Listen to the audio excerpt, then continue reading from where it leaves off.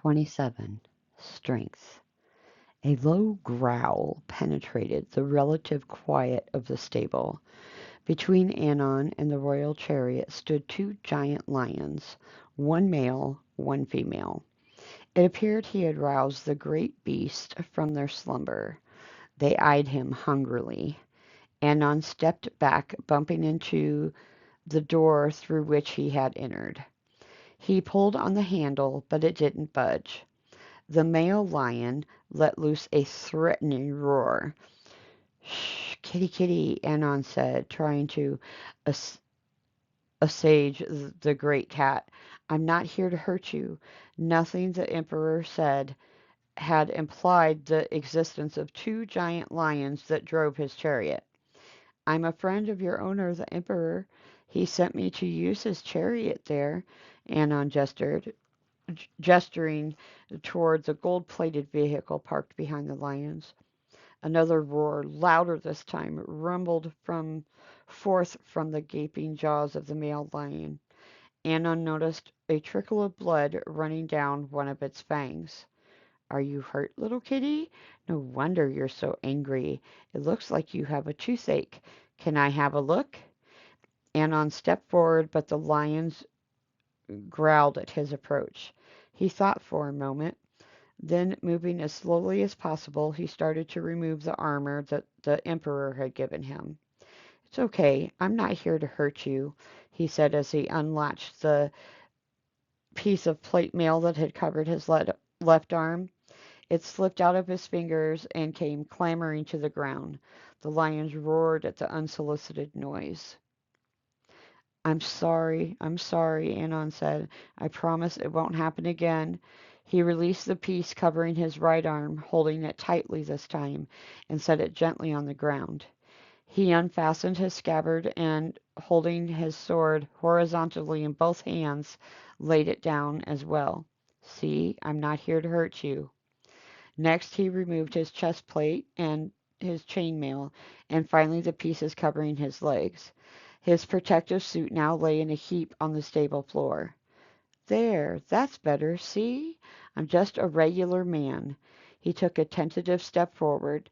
The lions held their ground. Anon approached the cat with the bloody tooth. "I think you have an infected tooth, friend. That would make anyone grumpy. Can you show me?"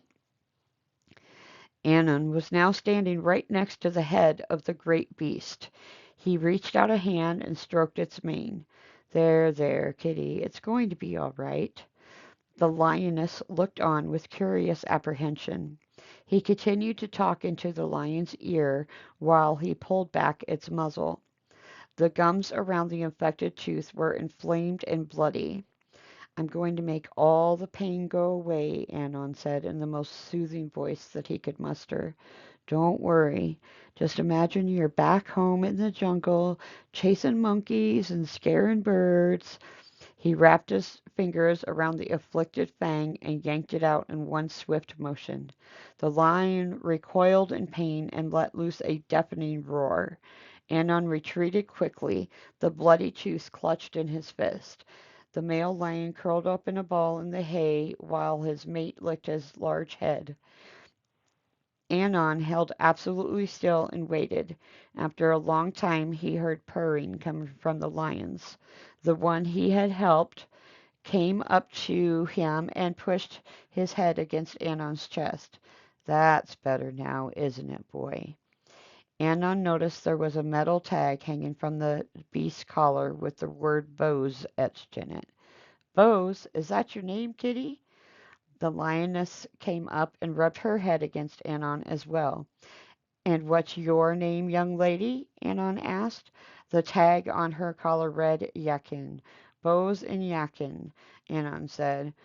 "What a pretty name, what pretty names for a couple of pretty cats." The lions purred and nuzzled Anon even harder. After redonning his armor, Anon collected a root cellar Bannon located a root cellar where he found a few raw steaks hanging from the ceiling. He grabbed two of them and fed them to the appreciative cats. While they were eating, he loaded the chariot with the pack of supplies the emperor's men had given him. Having finished their steaks, the lions sat licking their chops, looking expectantly at Annan. "There's more where that came from," Annan said, "as long as you promise to take me to the lofty mountains."